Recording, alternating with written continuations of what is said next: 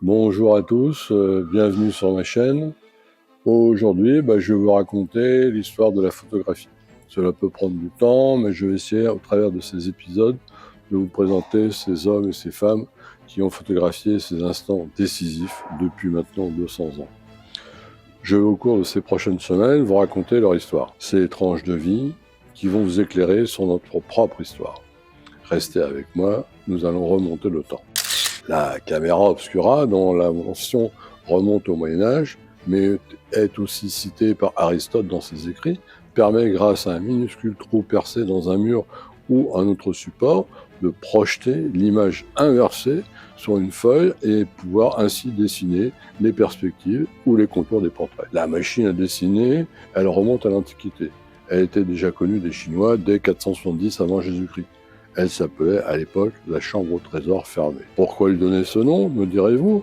Tout simplement car si vous ouvriez la porte, l'image disparaissait. C'est vers l'an 1000 que le scientifique arabe Al-Haytham, né à Bassora, démontra les propriétés de la lumière, comme le fait qu'elle se déplace en ligne droite. Il faudra attendre après 1670 pour que Isaac Newton affine encore cette compréhension et présente le prisme avec la séparation des couleurs. Résoudre le problème de la chambre au trésor. Garder l'image après l'ouverture de la porte de la caméra obscura.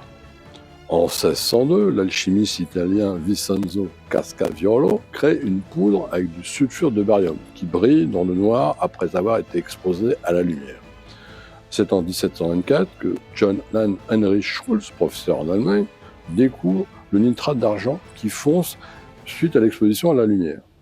Malgré tous ses efforts, il ne parvient pas à rendre ce changement permanent. Entre-temps, de nombreux scientifiques cherchent une solution.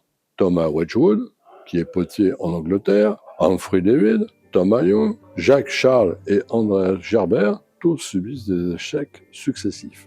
Ce qui prouve bien que fixer l'image d'une caméra obscura n'avait rien de facile.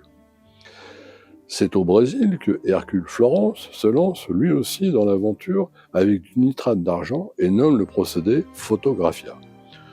Ce fut certainement lui qui le premier a utilisé ce mot, même si cela n'a jamais été attesté. Vous comprenez à travers ces différents personnages que la création de la première photographie est restée pendant des siècles quelque chose d'inaccessible.